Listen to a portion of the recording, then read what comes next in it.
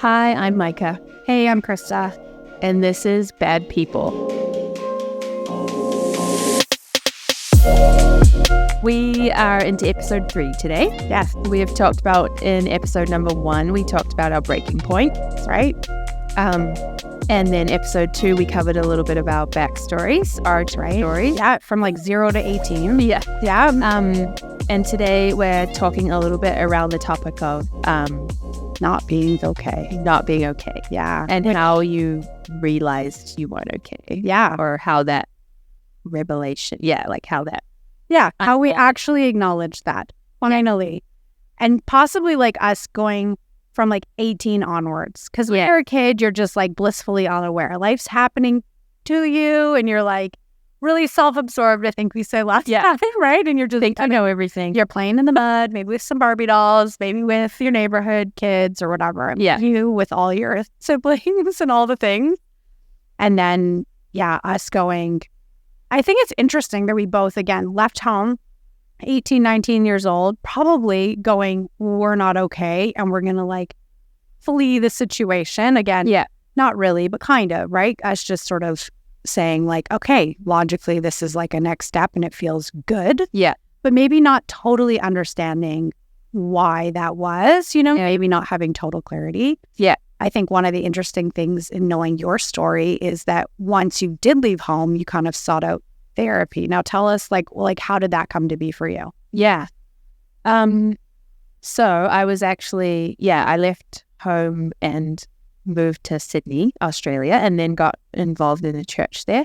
And we talked about that already, but it was when I was in that church that I mentioned to one of my roommates, actually, just like some of the things I was dealing with at home still. Yeah. Because they were still kind of very much reaching over into my life in Sydney, and it was really hard. There was just lots of things I was dealing with relationally with my parents back home and then my siblings, and she mentioned to me like, oh, have you ever thought about like speaking to someone at church? Right. And I had not up until that point. So I was like, that sounds good. I'd love to speak to someone about this. And So good. Well, good advice, like truly good advice. that's like the way community should be, right? Yeah, and when we can, talk to people about stuff. So I did. I went in and spoke to a lovely lady like in the church who randomly we ended up having like a family connection. I don't know where. She had roots in New Zealand. So it was all quite amazing. We're like, and anyway, she was a very wise lady, and she kind of, after hearing a bit of my story and what I was going through, was like suggested to me maybe seeing a counselor or a psychologist. And so she kind of got the ball rolling for me with seeing this person and hooking me up with her. And it turned out to be, like the best thing ever. Because I also was eligible, because I went to see someone like through the church, eligible for like government assistance and seeing a professional psychologist. So, I mean, that I'm a firm believer in therapy, but often the cost. Yeah, there's like a deterrent for everyone. Yes. And so the fact that because I was just like a poor young student at that point, we had no money. Yeah.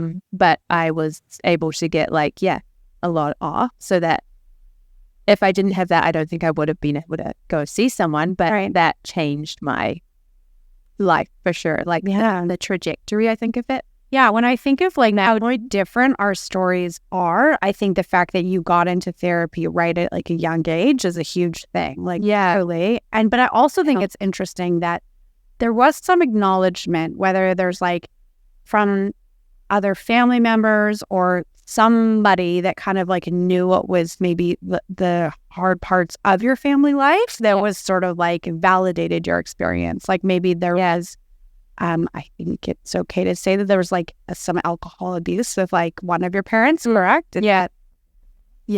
I'll set that up. But anyways, that possibly some other things were going on that people knew about, right? That you had, kind of my immediate family at that point, right? Was pretty, it was pretty contained to our family. Right. But yeah. But yeah, some level of witness, even with like having your siblings sort of like all experiencing, I mean, obviously you being the oldest, kind of taking the brunt of a lot of what your experiences were, but at least there were, people to go, or maybe for you to go like, yeah, I'm not okay. I'm going to get therapy. Cause I think for me, I would have felt not okay. Like I remember, or at least last time sort of saying like, it wasn't, in the middle of the night kind of fleeing home, but it was not a blessed, like departure. And it was like, no, I need to go I moved in with my, two roommates, one being my best friend and then another person we knew. Yeah.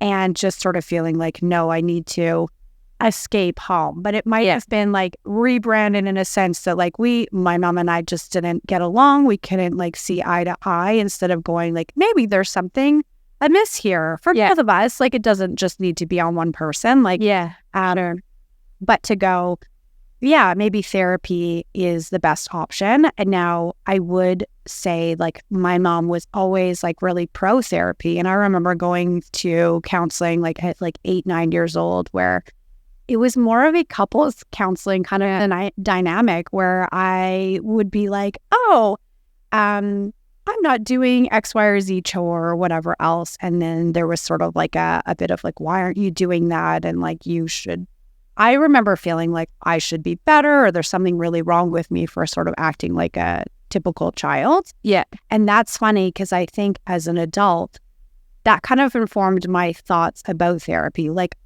I could go and talk to somebody about these things that are like, well, obviously I'm not doing my chores, and obviously that needs to change. And yes, I'm a problem, and I just need to do better, be better, right? Yeah. And that was what therapy kind of looked like to me. It was never really getting to the root of, at 8, 9 years old, you have no clue what you're talking about anyway. Yeah. Right? But for you, that again might have changed some of the trajectory of your life going forward into early adulthood. Yeah, well, it's funny because I think there's also like, maybe that was 2010, but I feel like growing up, there's definitely there was like a lot of stigma attached to therapy. Right, totally. Or being a therapist, or like that was, especially in a faith context, it was kind of like that's a worldly domain. Right.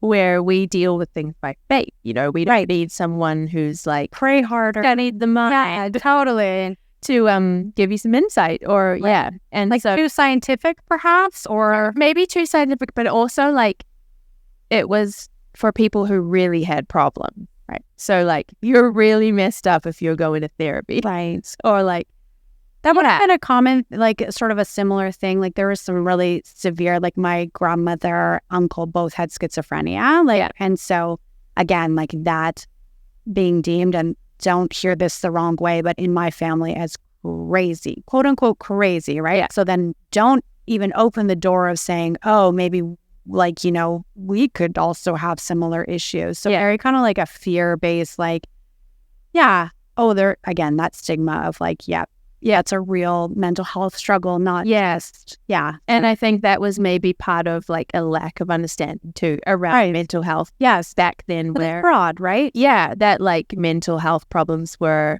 the more obvious things like that, where it's like you have a breakdown or, and then you really need like psychiatric help or whatever. But I feel like when I was just started, at least, I was like 19, 20, and that, I think from then on, even maybe before that, but there's definitely been a shift with like, it's huge. Just acceptance of, around mental health and recognizing it as a legitimate, like, well, even now, area of health, need to be taken care of and aware of. Yeah, and I think now, I want to say most people like therapy's for everyone. Everyone almost. After I went to therapy, I was like, everyone needs to go to therapy. Totally, and I think that a lot of people, even sometimes like, do I even need it in my life? So, and it's like, like everyone, it's again, like kind of like a self-care thing. Like it feels really great to kind of take a second, slow down and really go like, am I okay? Which again is kind of the theme of today. Like, are we okay?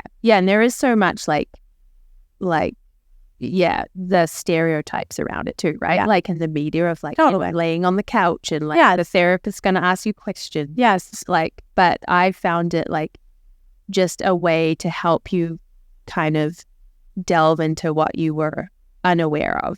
Yeah, like a little bit more perspective, like side of like the internal dialogue and going like, oh, you can actually hear yourself process things. Yeah. And what I went into therapy for was not the thing I ended up needing to do a lot of work around. So I think that's the thing. You just can't say I don't need therapy. Yeah, I don't know. Totally. You just like that's part of it is like, anyway. Now, were you involved in a relationship, like kind of out of the gate? Like when did you and Grant, because that would be like my story. Like, I mean, I was involved with, like my ex-husband, like when I moved out. And so that... Is that when you met him? Like, yeah, like right. You already met him before like 17 before, so we were friends for a bit. And then when I moved out, we started dating like relatively soon afterwards. But well, obviously, like he was one of the people to help me move out. And we were pretty serious at that point. Yeah. Which again is interesting to go like in the conversation around like, am I okay? Oh, maybe not even having the space to just take the time to go like as a single person. Am just one person, am I okay? Not worrying about somebody else already at such a young age. And I remember tons of people going like, oh, you're so serious, so young, and then getting married young. Like, you should take time to get to know yourself and all of this. But then, and that was more of like the secular world or like more just regular folk telling me that. But in Christian circles, being very like affirmed, like, oh, young marriage and that's what God wants and all of that kind of stuff. So, and having that distinction. Totally. And then trying to figure out at such a young age, like what is right. And then, So, but for you, when did you guys? Yeah. So I met Grant in 2010. I think we were definitely dating when I started therapy. So it must have been like halfway through 2010 that I started. Yeah. From his encouragement to go or what? No. So that was all just me and like, from me talking to my roommate and then myself going to see this lady at the church. And I can't remember, like I had either just started when I met him, or I started like shortly after we started dating. Mm-hmm. So it was all pretty quick, that timing of like us becoming official, and then the counseling was in there. But like again, I always get really encouraged by your story. Again, seeing kind of like where we both landed and kind of going like me always reflecting a bit more like, oh man, like I really, excuse my language alert, but I really fucked up, and kind of going, man, what could have been those little like things that if I had maybe done a bit more work or for reflection around like if I was okay, or, trying to maybe think about going to therapy or whatever, instead of just like whether it's toxic positivity or praying it away or choosing to focus on somebody else other than myself. Yeah. If that would have saved me, quote unquote, from where I am today. Yeah. Cool. But at the same time, like hearing your experience of therapy totally makes sense to me that wouldn't have been, like, that's not one thing to like thank you feel like, because we're like my mom was actually interestingly very like into, and she still is, we talk about this sometimes, but she loves like psychology books, and she was always reading those at home. Sounds oddly familiar. So it was weird because we had this weird like within at least Christian circles kind of skepticism toward therapy, but my mom was like quoting like The Road Less Traveled and Boundaries by But then did she enter therapy herself? I don't think she has been. Which is kind of same from my background. Like again, we had like these little, I would say kind of like couples counseling thing, but not a lot of one-on-one therapy for her. My mom. So even that being modeled, right? Like lots of reading, lots of digesting. Information, but then that practical, like currently I'm in therapy and I go like once a week because I literally don't think I could. I'm like, I don't have this. Literally, I'm like, it's so helpful. I find it. It is. And to really like take a second again, whether it's you go to the gym or whatever else, but that's like your physical health, and this to go, again, I've committed this like a 1 hour a week to go like, again, am I okay? Like how do I feel in going? Right? And have to answer that question. So Grant was around during my counseling sessions and afterwards. So he was like a great support during that because I was working through like a lot of stuff that was really hard to process. And so just having him as like a listening ear and kind of hearing, he was getting to know me at that point too. Right. So it was like also getting to know all my family stuff at the same time because of counseling. Right.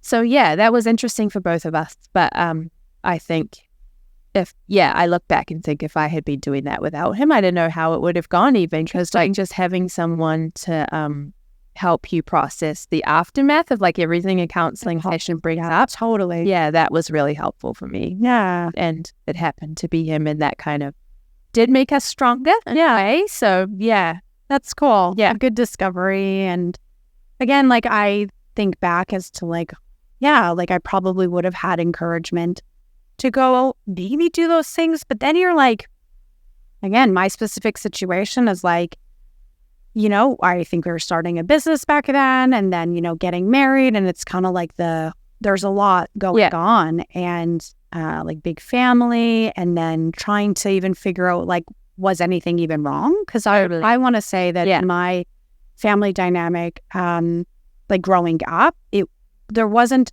an acknowledgement that something was wrong, right? It was like, well, this is normal. And there was a lot of secrecy in the sense that, again, I think I mentioned, like, don't air your dirty laundry. Like, yes, you have a complicated backstory with being adopted. And then, we haven't, like, my mom and I had an interesting tension around, like, she was really nervous that something bad was going to happen to me and, like, wanted to protect me and was really, like, what do you call that?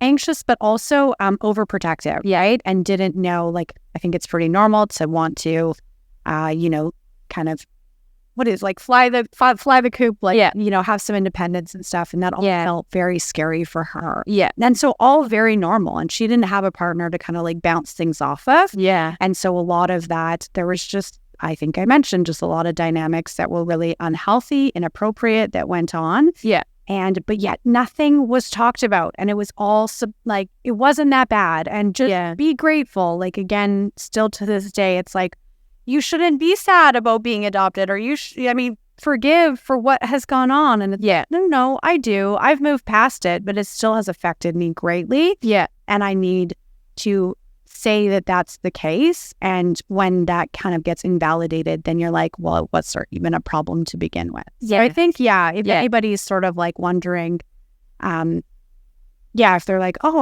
I don't know if I actually have a problem or not, or I feel selfish for trying to seek out therapy, or and wondering why they're feeling like in their gut that something maybe is amiss. Like, it is worth going to pursue something where you're opening some conversations around that.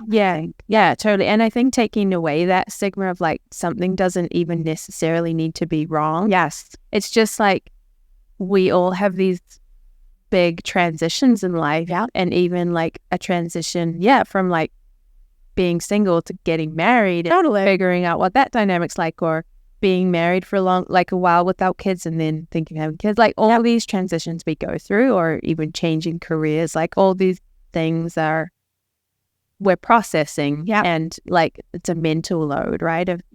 And there is childhood trauma for everyone. I think that's so interesting. Like, I mean, I think we both have a good friend that, like she's such like a healthy upbringing, right? And was probably like never, I think I asked her the other day if she was ever yelled at, and she was like, oh my gosh, like once. But that one moment has like, probably she'll never forget the one moment. And were her parents wrong for yelling at her? No. Like, it happens, right? Life happens. Did that possibly traumatize her? Maybe, right? And then to just really have a space to go in that moment.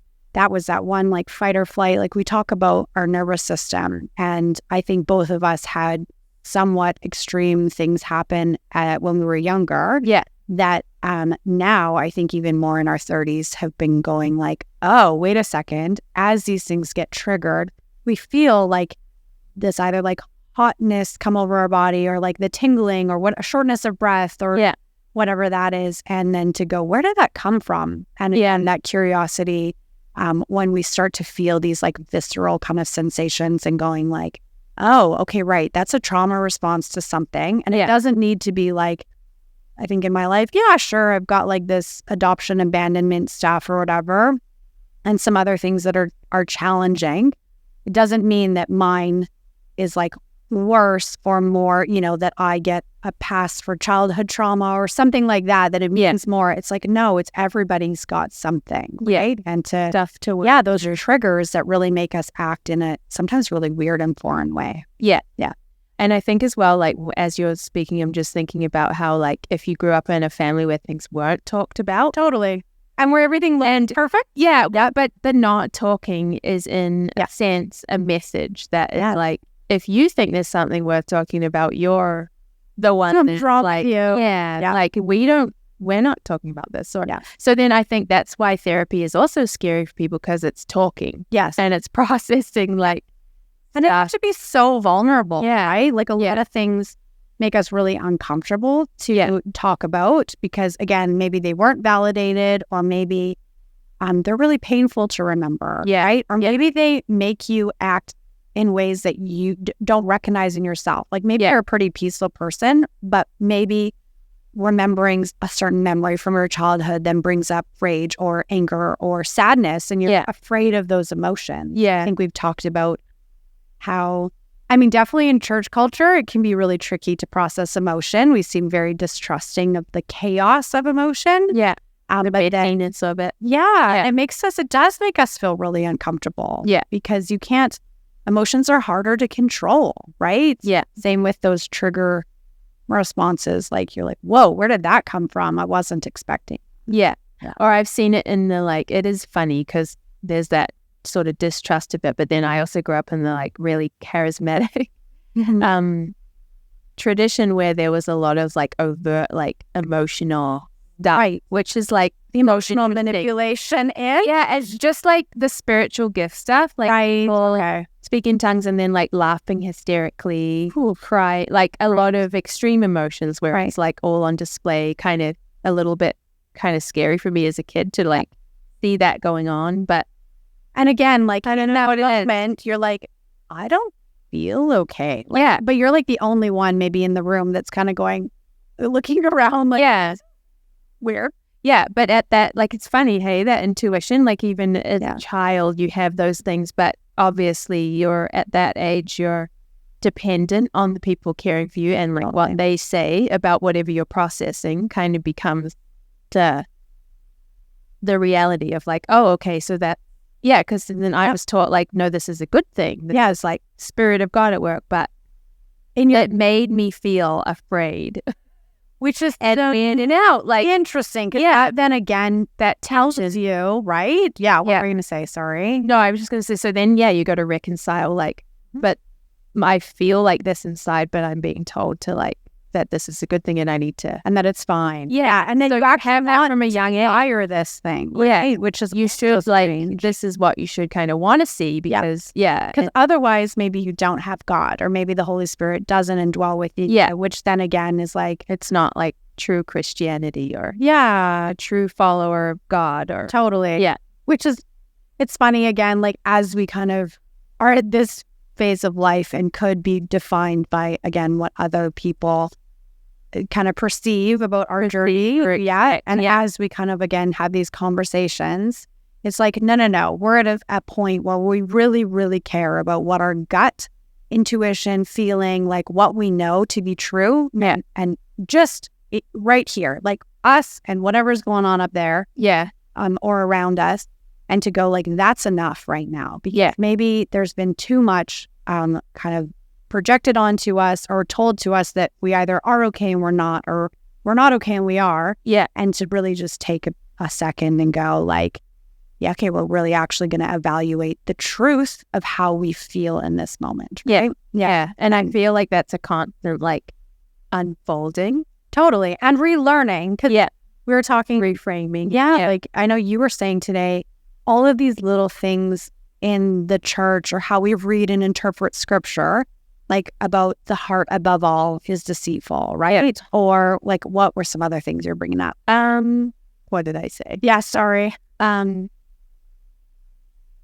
yeah, I don't know. That one is the one that I think of most. The heart is deceitful. Or just like how flesh, like there's like that tension between like the body's kind of sinful and will lead you astray. Totally. And you have to kind of conquer it by aligning your thought. Yeah. And like put to death higher things. Yeah. Like again, take thoughts captive. Yeah. Right? That's like another one. Yeah. Like in all these sorts of things that really make you question whether your experience, I don't know if it's like the validity of it or if it's like, well, what do I do with that thought? Yeah. Or just like you shouldn't trust it. Because like you have to trust the word of God. Right. And what like, the preacher or the person in authority is kind of saying. Yeah. Which, is so interesting to navigate. Because then it makes our experience, like as we're sitting in the pew and going like, okay, so this one person is going to interpret and help us understand what is true or not true. Yeah. But then, and we're not really maybe always allowed to do so because maybe we don't have this theological background or whatever else to understand what scripture is really saying. And by no means are we allowed to like say something is true that's not true, right? So then how on earth do you figure out like how you're really feeling about something? Yeah. And it's funny because I feel like that is selective though, because some emotions are obviously encouraged and things like, love or finding someone that you love, like you need to be able to know that you're in love. Right. But it's just kind of like the undercurrent of sort of always feeling a little bit suspicious of, but yet pure of desires. Yeah. Right? I thought that was funny today, right? Like, encouraged don't feel that. Peace about something. I thought that was interesting given your personal experience with, I don't know, do you want to talk about anxiety a little bit? Well, that kind of leads me to the second kind of big, I guess, occasion in my life where I felt like I wasn't okay. And that was a lot more, like, I couldn't, what am I trying to say? It was a lot more like obvious because I guess the first time I went to therapy was like from speaking to someone and then deciding myself to go and knowing there was stuff I kind of wanted to work through. Right. The second time I feel like, I just started experiencing anxiety and so physical symptoms. But you had no clue that that's what it was, right? No. Yeah. I was just I had gone through the miscarriage, which we chatted about, and that was still kind of recent. So I was recovering from trauma, but then, that whole event kind of started off a really bad anxiety in me. So, I think I just started to feel really messed up, kind of like in the head, crazy almost, like the intrusive thoughts and always thinking about just thinking about worst case scenarios all the time. And you had said even like a death was on the forefront or dying, right? Dying and deal with. Which I think is maybe because I felt like I had a moment. I shared in one of our episodes earlier where I was like, maybe this is it when I was having the miscarriage. And so I think that was that experience was like part of the trauma of that afterward was processing like, what if I could die. My life is I'm not really in control of my life. Yeah. And I think that cracked open this undercurrent of belief that I had that was essentially I am in control. Yeah, totally. And I like if I'm living this way and if I'm like you'll be blessed doing all these lives. Yeah, like I've done all the steps and I'm living in a way that I feel very, I don't know, convicted is the right way to live. Totally. And so like this wouldn't happen to me. Like and it's not like all those thoughts are like there, but I think when something like trauma happens and you realize, all of a sudden like, that's totally how I was thinking. Yeah. And I'm not in control and there's very little I control. And so that was, I just started experiencing like palpitations and would just feel really like, I don't know, on edge all the time. And sit still. I wasn't sleeping well. And like brain fog. And getting like, feeling like I needed to run away or getting sweats and stuff like that, and just weird sensations like tingling in my finger. But yeah, I wasn't like, most of the time I was just feeling like afraid 100% of the time. It's like in those days. Yeah. So exhausting. It was so exhausting because I was like, you hate it. Like, you hate feeling so scared all the time. And then did you feel like that's not who I am? Like, totally. Right? Like, you don't feel like yourself? Yeah, because I had always been as well to all my friends and to other people, like that sort of peaceful person who's like pretty unruffled and like doesn't, And then so this was not like me at all, to be like very agitated and like afraid of stuff really easily. Like, yeah, it was crazy time. And then I ended up, my husband went back to work after like his 2-week time off after our second son was born. Yeah. And I felt like I was only just like coming out of the fog of like giving birth. And then to face him going back to work and dealing with the 2 boys alone, I kind of had a meltdown. And the next day had what I now know was a panic attack. Wow. But at the time, I just felt dizzy. They both started screaming at the same time, like my boys, dear little souls. And I was just like completely overwhelmed in that moment, and like felt dizzy, lightheaded, felt like I was going to die. So went and lay on the couch, and Grant came in and was like holding my hand for a while. And I was legitimately just so afraid. I thought I was going to die. Wow. And he just sat there with me for about 20 minutes, and then I kind of felt calmer, and then we were like, maybe we should go see it. Or I wanted to go see a doctor. No, I was like, I was like, this something's off. And so it's interesting though that like, like you're still kind of processing, like you've still gone through quite a bit, and it took to like that moment to go like, okay, like my body, this is like the outcome of everything, and I actually need to take a second, because your body is literally screaming at you like, I'm not okay, like whatever has gone on, whether it's like in your mind and processing everything, and now your body it's taken its toll, and you're like not doing good. Which is really interesting, because between my first time in therapy, there had been about like 7 or 8 years, I think. And so the first time was very much to do with like processing family relationships and helping me understand the nature of those. The second time was fully about myself and my own body, like, and in that time, from going to therapy the first time and the second time, there had been a lot of biological conditioning and life during that time of like subscribing to a certain way of living and potentially like not believable things, right? Like, we're, I mean, not that we're gonna, not that we're gonna necessarily, I really struggle with the word abuse, because I think in some ways, a lot of maybe the overarching theme in our life, there has been that dynamic, and yet that word holds such weight. But if we can just say like spiritual misguidance, let's go with, right? To just keep things light and airy, because I know that can kind of, that word kind of seems like we're doing this, and it's really about trying to own how we reacted to some difficult circumstances that we're in, right? So if we can say that there was some spiritual stuff that went on that was hard for you to reconcile, and that potentially like the pendulum swung this way to go, this is how it needs to be, and it was in some ways extreme, right?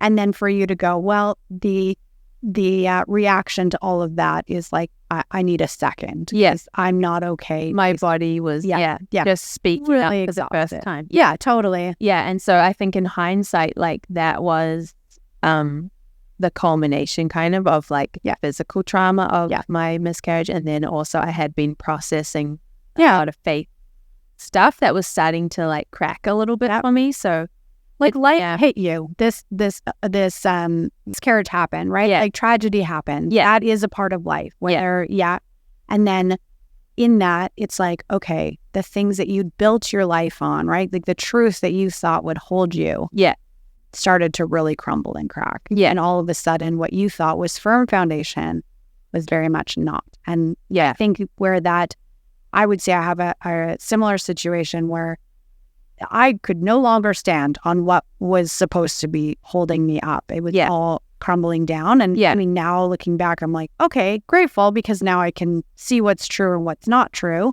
Yeah. But yeah, that's pretty scary. Yeah. Yeah. And the toll that it takes on the body too. Totally. I think too, as Christians or just anybody, it's hard to kind of connect what's going on. You want to kind of, I think it's also a trauma response to difficult situations, is we want to intellectualize things, right? Again, if we have to feel something, it gets really hard. It can be derailing. You can't go to work. You sit in bed all day. And so you're like, no, let's just put those in check. That down. Yeah. Totally. And let's like think it through, because then you're able to give people grace more. You're able to understand it. But then because you don't feel it, it goes somewhere. Totally. It doesn't just evaporate. That No. Being stored somewhere. Somewhere, right? Which again is maybe another unpopular opinion for folks that want things more in a box. But I think both of us who experienced that, where our body just kind of was like, no. Yeah. And that's the thing. Like I had no control over that. Like I wasn't, it was, literally just my body. And then we went to the doctor, and I, at that point, like had no idea really what was going on. Cause like a panic attack, you kind of just do think that you're dying. So he got me to do the test for like depression and anxiety. Right. And I registered at, because it's usually like 1 to 10, I think, a scale. And I registered as a 2.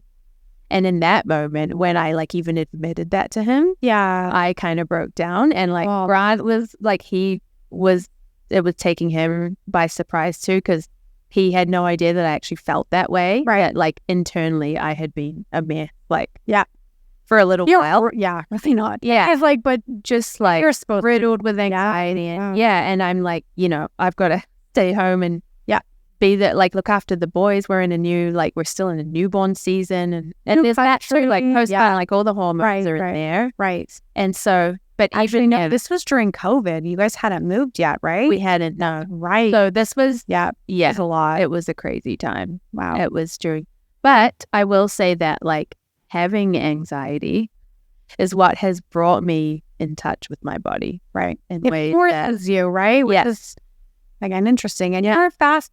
You learn quicker than I do. Because it's funny, like just to talk about my experience, like when did you feel like something wasn't okay? Yeah, like so like getting married, fine-ish. Like I remember there being like just feeling really tired. Like we were always, doing new things, starting new things, building home. Like I think we moved like 11 times, and like, it was a lot, right?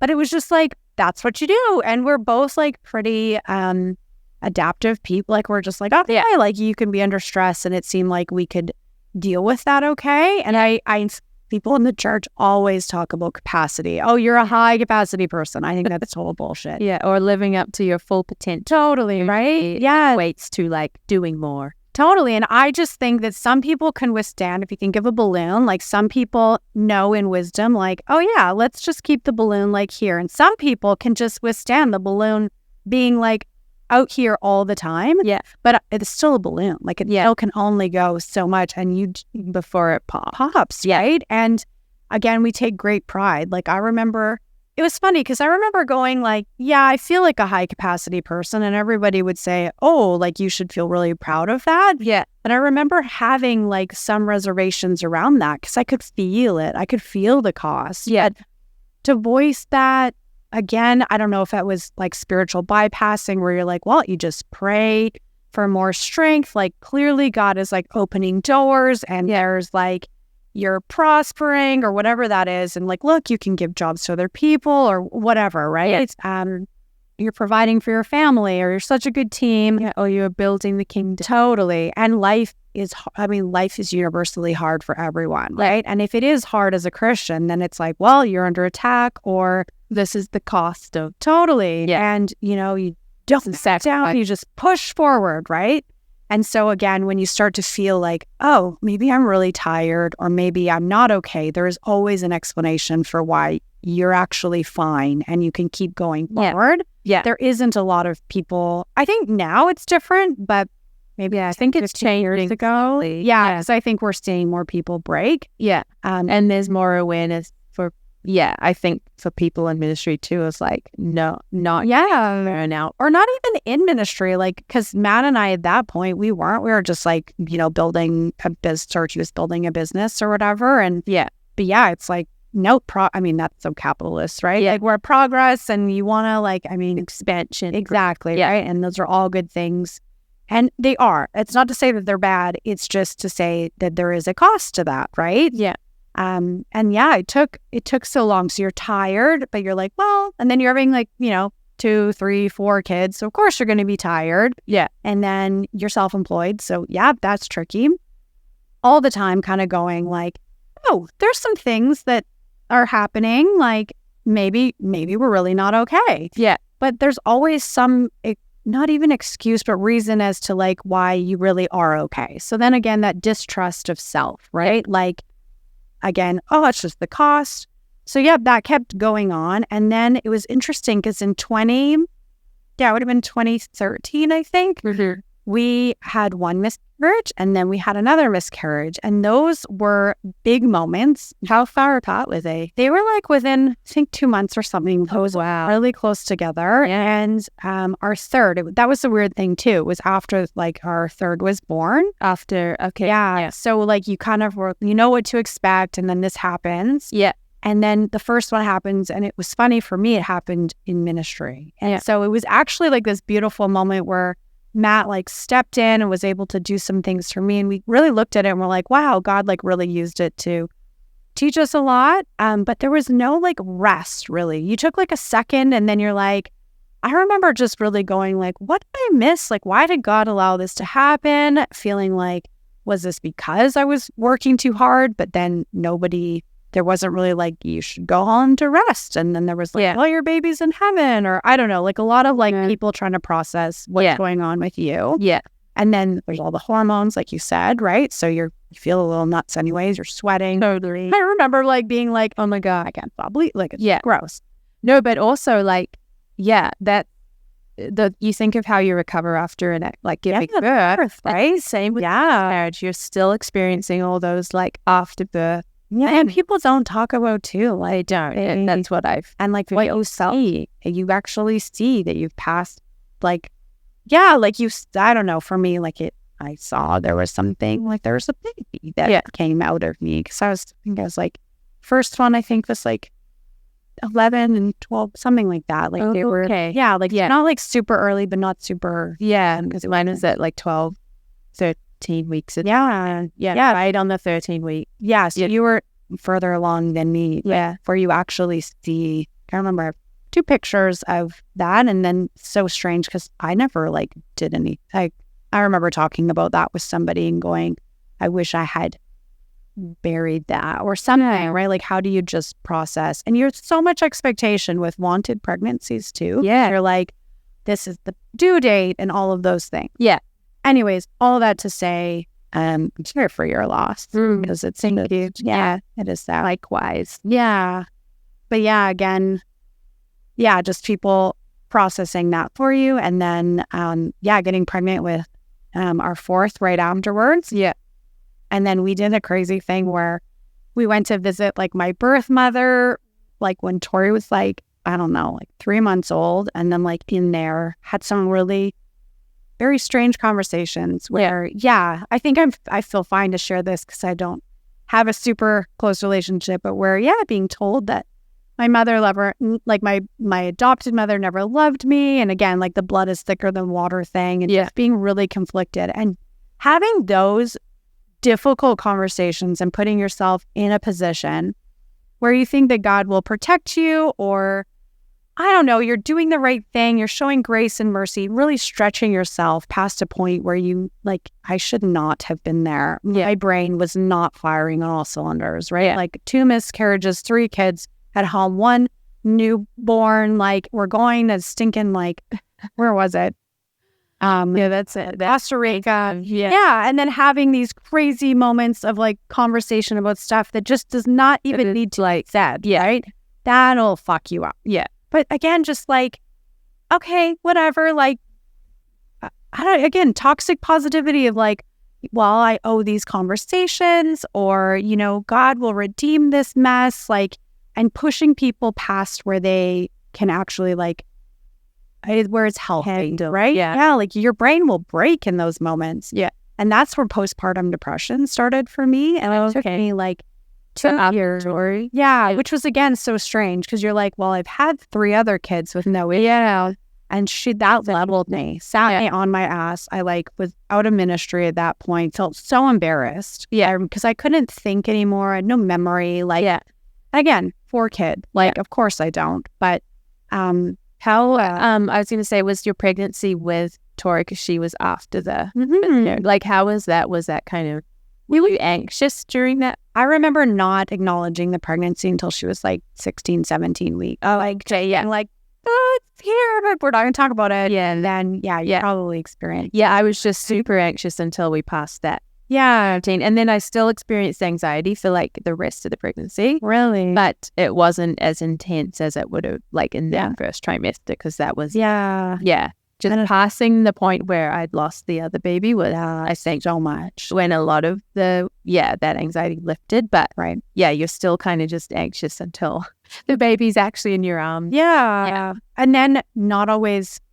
if you ever have any like feelings of like, this is hard, because newborns are really challenging. And I'm sure in the moment where they're both screaming, and then I don't know if that compounded it all for you, but it definitely for me, like, again, gaslighting myself and going, I should be so grateful. I should just carry on. Like, I'd have people tell me, oh, the 4th is like kind of like no big deal. You just like, they just slot in. Totally. Yeah. And that was not my experience either. Yeah. And so to really go like, what's wrong with me? Like, why can't I do this? Yeah. Or there's this expectation that like, motherhood is kind of totally enjoyable, and it is, but that's also a massive like misconception. Well, and then like going, and like being like, okay, again, I'm not okay.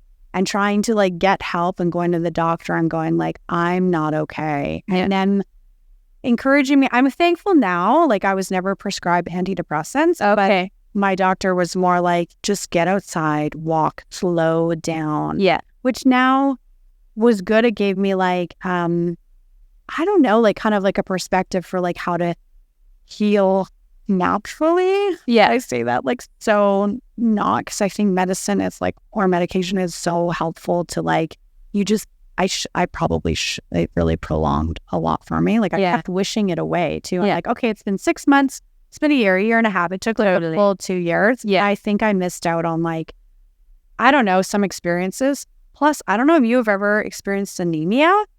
I haven't, but I was very low on iron. Yeah. And that's like another thing. It can cause like depression. Like, I was so anemic, and nobody said like, go get an iron infusion. Like now I will say, people, go get an iron infusion. Like, you might have to pay for them, but it'll change your life. And if you need more than one, go get another one. Because again, these little symptoms, like your body is not absorbing things, or something is going on, and it's trying to it's trying to like slow you down, and you need to address those things. And I just wouldn't. Like, it took me years to get an iron infusion, and like had mild depression, and just that's fine. We'll just keep going, keep pushing harder. Like, never miss either a Sunday or work or anything like that. You don't sit down, you don't slow down, you just keep going. Yeah, and that is crazy. Yeah, that's wild. And it's not surprising to me to now go, no wonder I completely compromised myself, because I was so out of touch with what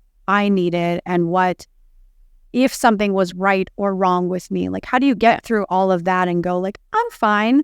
Yeah. No. And then COVID happens and all the things, right? Yeah. And I'm clearly not okay. Yeah. Yeah. And so do you feel like the miscarriages as well were you processing those during like, I just remember not really getting a chance to process these things. Like, you know, you kind of are sad, but unless somebody else, life keeps moving. Totally. Yeah. And like, how do you actually process that stuff? Because there's maybe like anger, or, you know, like how you feel towards God, or why did this happen? Yeah.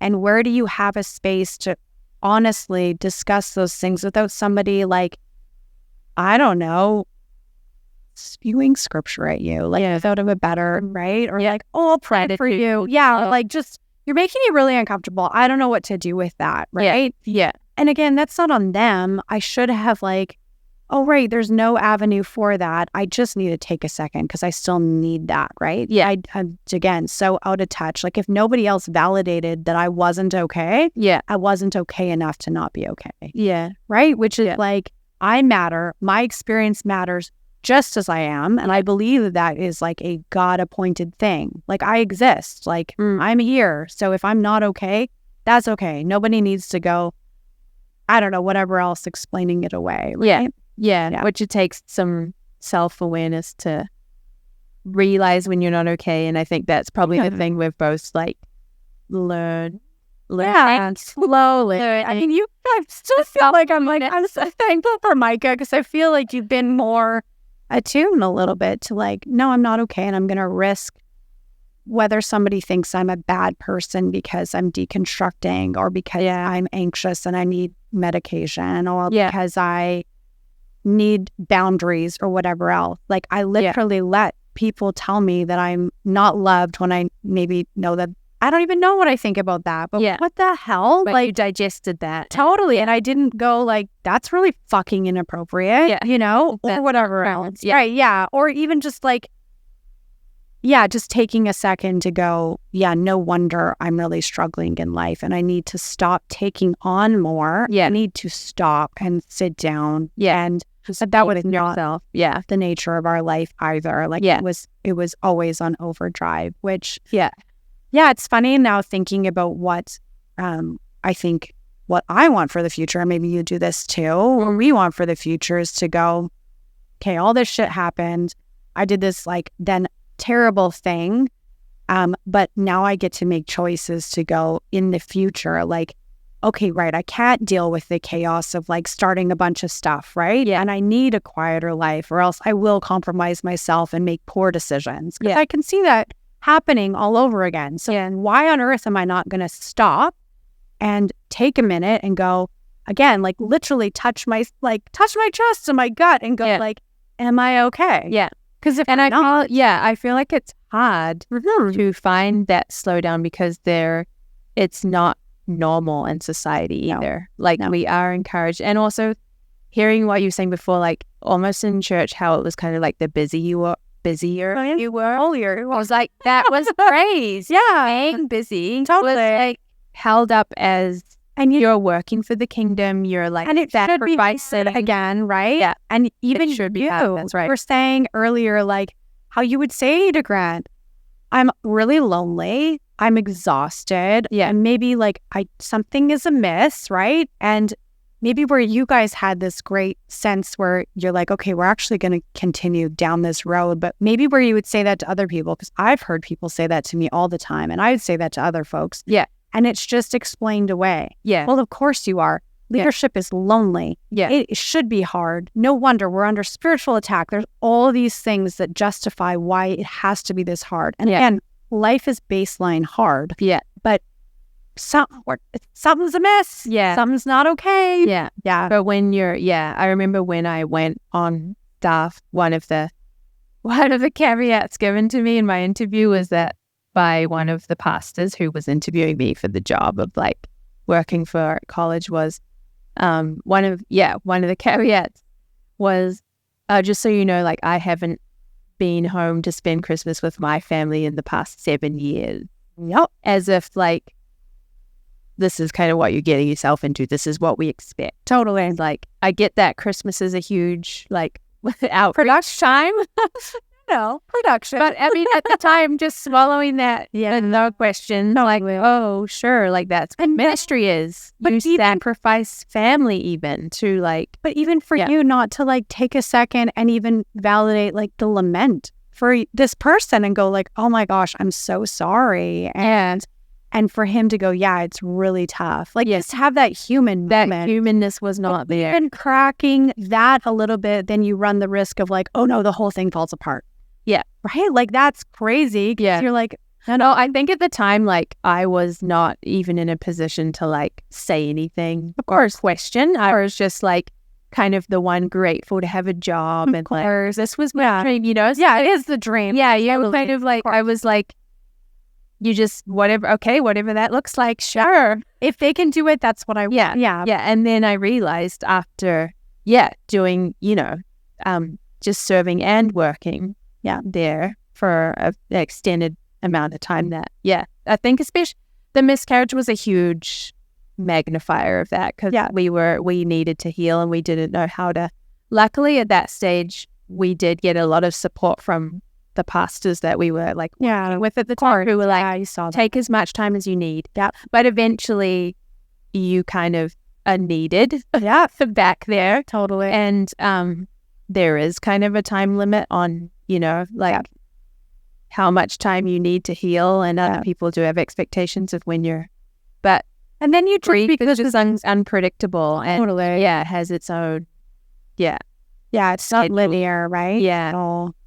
And it's tricky too when people, like when the expectations come and then I think we were talking about that today because we're both dressed in our Easter best. It happens to be Easter Sunday. We're filming before.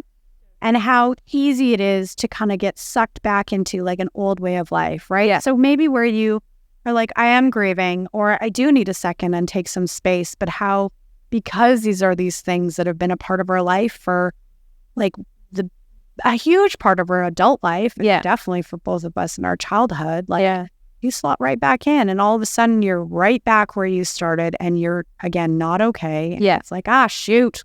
To actually like give yourself that physical distance and not always worry about like what that means to everyone else and how they're processing it. And totally, there's no stigma right for you. Yeah, totally. Right. And that it doesn't mean that like even in this podcast, just because we're having these conversations doesn't necessarily mean like, we're anti-established or whatever, like anti-church, whatever. It's more like, how do we have these conversations that just don't get had? Yeah, for sure. And just navigate some of the stuff that, expectation is totally reality and and peel away at some like real experiences, right? Yeah. And in hopefully a lens of like a curiosity around like, okay, how did that really feel? Yeah. And let it evolve too, because how we feel about it today might be different in a year based on other experiences or whatever else. Yeah, and I think for me that like,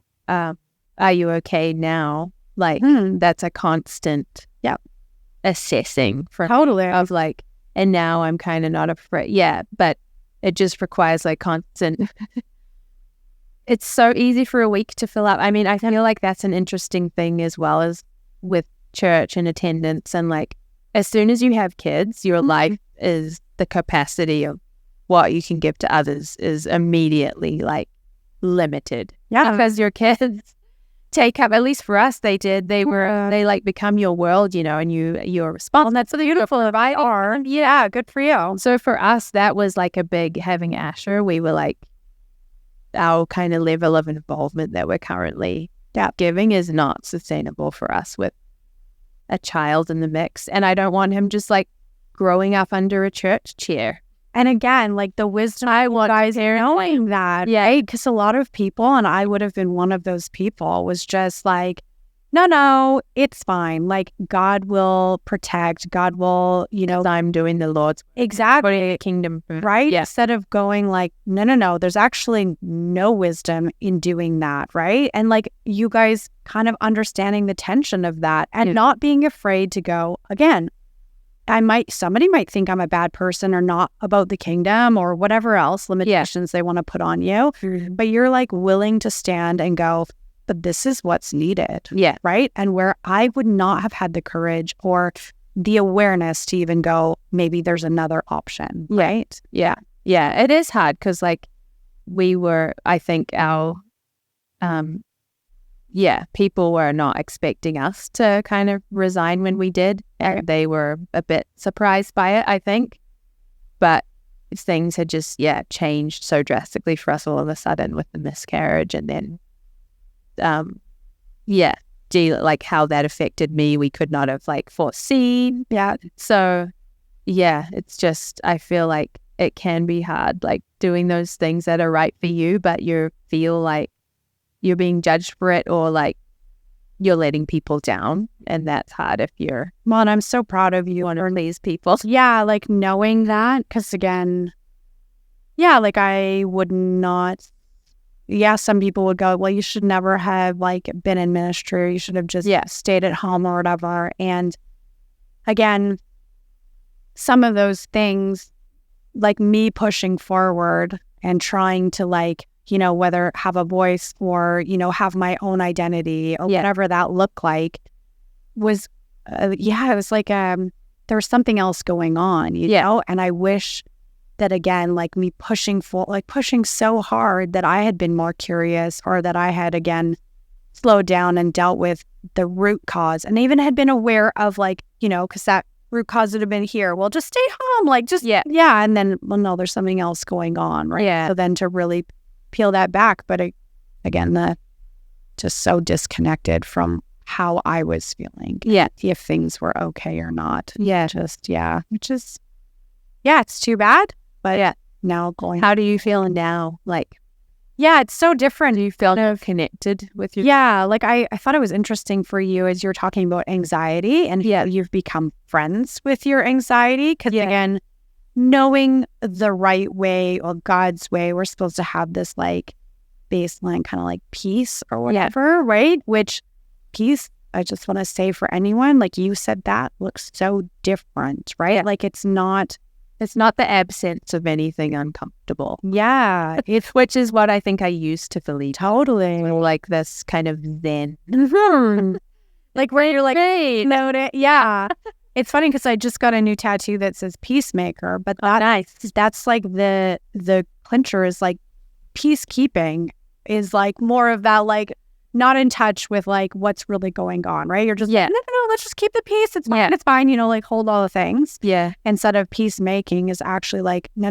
We're going to uncover things. We're going to talk about the truth. We're going to maybe do some hard work so that you can actually, again, find that baseline of what is true and what is that foundation. And don't build anything too high that you can't sustain. Yeah. It's actually kind of like an assertive thing. Yeah. It's way more like, Oh, like you saw that. I skipped my memory. You continue. Sorry. Probably interrupted. No. The worst. These thoughts like flip. No, maybe the assertive thing. I don't know. Yeah. I had some thought there. But it is definitely more, you have to go through uncomfortable things. Yeah. And really, it's like digging out a wound. Like you can put Band-Aids over things and kind of cover them up, but actually how you're going to get real healing, you got to, you know, uncover it and then like dig out the infection. Yeah. You know, possibly like, with that, maybe there's a boundary or maybe there's like an uncomfortable truth. Like we've talked about. Yeah. I think I'm inherently a liar. I think that, I've stolen before. Clearly don't understand what's mine and what's not mine. I have like anger issues, which some are justified and some aren't, right? Like those things. Okay. So like why? So curious, like let's dig them out and let's try and like find peace and healing, but you have to like look at the actual infection and you gotta like be willing to go, that's how ugly and how gross it is. Yeah. And again, there's not a lot of avenues. Be curious about why. And for us to kind of stand and go like, again, like it's okay. I'm a bad person. Like I am these things. I'm an adulterer. Like I did that to my children. Like my kids know that that's who I am, but I'm going to risk that they know that and that there is possible change for me. I don't know. Maybe I will. They say once a cheater, always a cheater.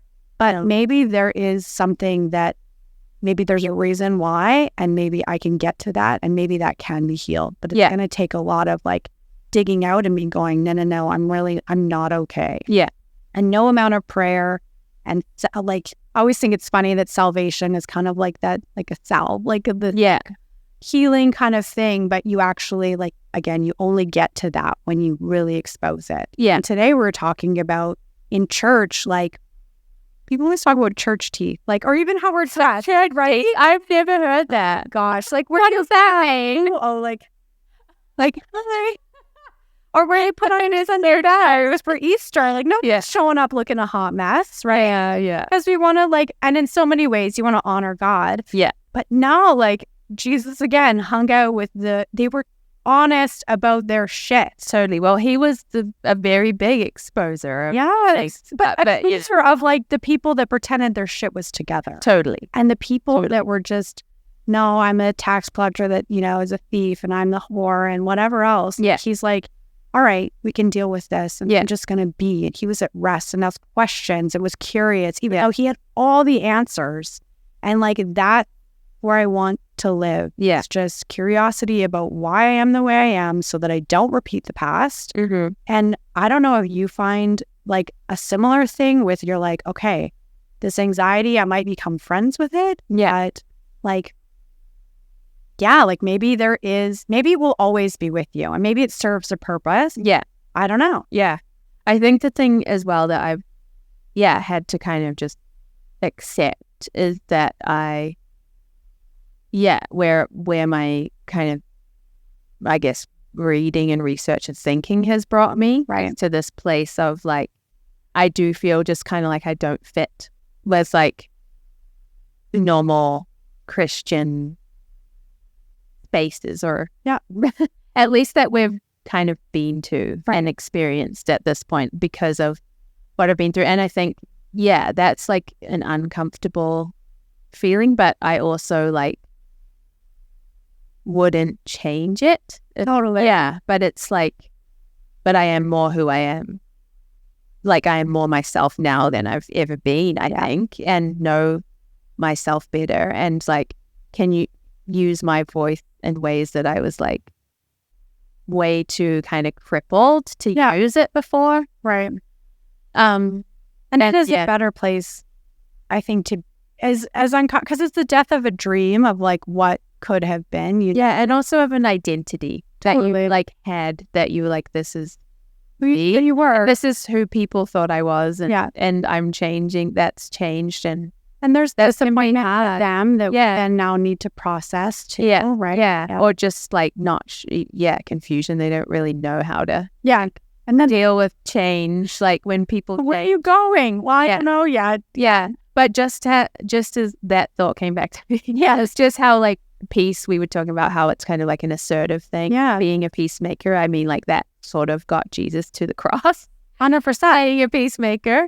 And then how there's so many kind of misconceptions about words that, like unity is not often, I think unity is mistaken for like conformity, which is just people doing the same thing.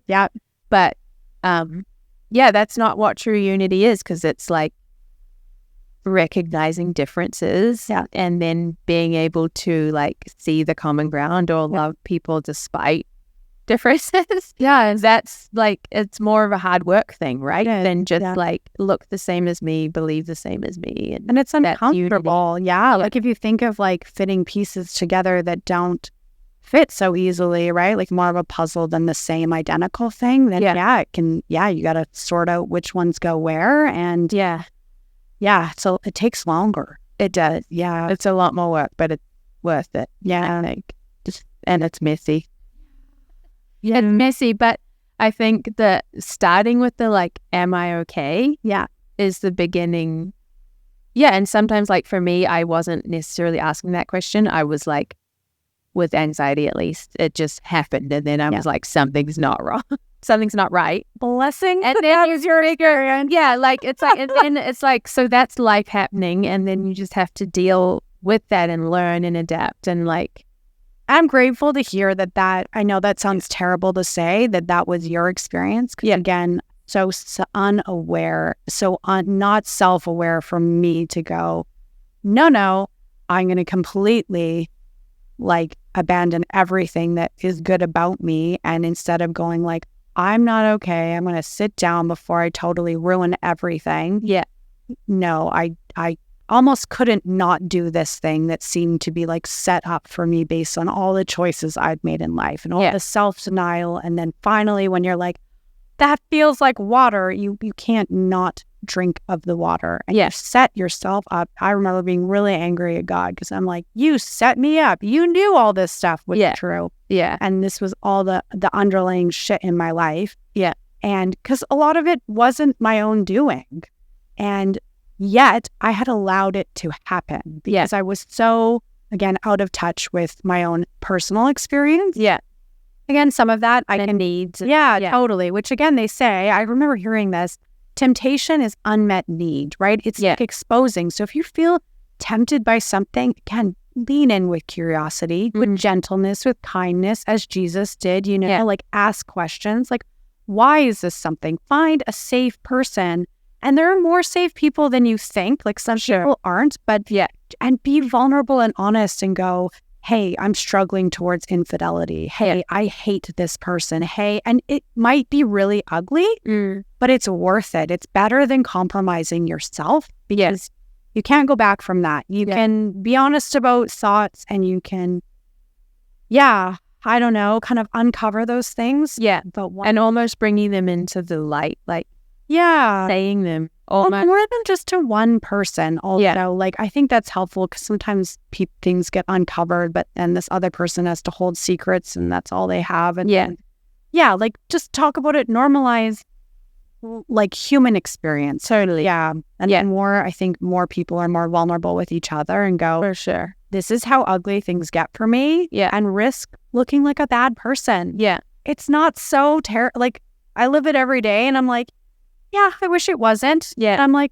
no, then other people have the freedom to also do that. And I think that is where the peace comes from. Because like you can really, okay, this is kind of who I am.